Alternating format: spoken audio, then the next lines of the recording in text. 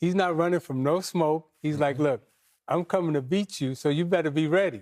And if you ain't ready, I'm going to embarrass you. It's fun for me, like we were just sharing before we come on air, the first time meeting him as a youngster, junior in high school, said, man, this kid's got a lot of talent. And he transfers to a private school, cleans up his act a little bit, and then he's on campus for 8 months at Georgia. And here we are now at 23 years old. And it's something you always talk about, a lot of our young, great players. They can say, this high school coach taught me this, or this great college coach taught me this. Ant-Man's been figuring this out on the fly. Yeah. I'm going to say that again, Nabil. Ant-Man is figuring this out on the fly. Yes. It's been well documented, his history by his mom, his grandma, and how he was raised. Well documented. You can go on .com and watch it. And how he's playing, how he's slowing down, how he said, I don't want to be the face of the league. By saying that, you made yourself the face of the league with how you play every night. Yes. So no matter if it's a high school kid or a college kid or us grown men up here at NBA TV tonight, we appreciate what you're doing. So, Nabil, that's the part where you deal with some of his mishaps. You deal with some of the things he's trying to figure out off the court. Because once he steps on the court, he never disappoints because he plays hard and he's learning how to make everyone around him better. And you know this better than I do. That's a true test of a real superstar, when everyone around you getting better and you're still able to shine. Yeah, and his personality, like, you know, you heard Randall say, hey, you know, he's the brightest light in the room, and he's not trying to be, right? He just got that thing. He's got that thing that makes you watch. Like that. I want to see him. I like watching him. I don't know if he's good or not, but my eyes are on him, and that's what he's got. And then the other thing he's got is he genuinely likes to compete and have fun. And he lets you know, oh, 3D, that was a good shot, but I'm coming back at you. Come back at you. Hey, you better come on. I mean, you said it, Nabil, he's got that old school. Yeah, is that a fair? Yeah, that's very fair because look, compete level. Whenever I would play against Magic, we would have fun, but he knew that I was trying to get him, and he was trying to get me, right? And if we let up just a little bit, we both would be like, yeah, I got you. I got you. Yeah.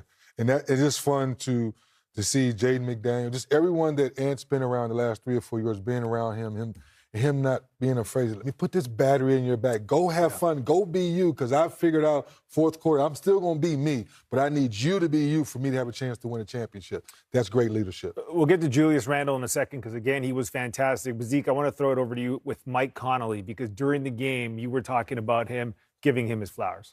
I've known Mike Conley since he was 10, 11 years old in Indiana. Right, he used to sleep at my house sometimes, and I've said this about his career. You know, when you talk about winning, we talk about Chris Paul in terms of being the point guard, right, of his generation. But when you look at Mike Conley's body of work, you can look at the comparison from a winning standpoint, not from a statistical standpoint, but from the impact on the team. What these two guys have done, every place they've gone, all they have done is win. Conley from AAU to high school to college to the NBA. You look at every team that Mike Conley has been on, all they've done is won. And this was a crucial point in the game tonight, right? Golden State's making a run. And Kerr decides that he's going to play Hacker Gobert, right? With like 5 minutes to go. I think Golden State had cut it to 9. And guess who comes off the bench? Mike Conley. Mike Conley comes off the bench. They run a side screen and roll. He throws it to Randall. Randall does a reverse. Then, you know, Anthony Edwards comes back, knocked down a 3. Boom, the game runs back to 16. And Mike Conley didn't score a basket, but all he did was come in and say, we good, y'all. Yeah. This is what we need to do. Boom, boom, boom, boom. And the 9-point game quickly jumps to 16 because he entered the basketball game. Yeah, he gives you that stability. 16 points, 8 assists, 6 rebounds in this win. 121. Come on, say that again. 16 points, 8 assists, 6 rebounds. What? So I ask you this, 3D. Yeah. Why is he so underrated and underappreciated in this basketball generation? And again, I'm gonna look at he and Chris Paul, right? The point guard that Chris Paul has, right? Mm-hmm. Mike Conley has been just as effective with the teams that he's been on as Chris Paul. So I'm giving Chris Paul his flowers, but I'm also giving Mike Conley his flowers too. Well, I think we as Hoopers have always given Mike Conley his flowers, and we would definitely want him on our team. Yes. Sometimes the national media may not give him the love he deserves, but Coach Finch gives him the love he deserves. Yes, he does. Yes, he does. And in the third quarter, because he had 0 half, but got 5 in the third. Politely declined to answer. Smart. Didn't want to get fined. But, I mean, that is a unique situation, obviously. It's a unique situation. However, as 3D and I pointed out, right, what they were doing was targeting him on every offensive play.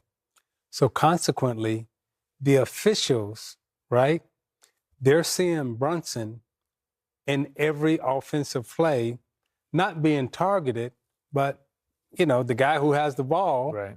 You know, you're the official, you're watching him with the ball.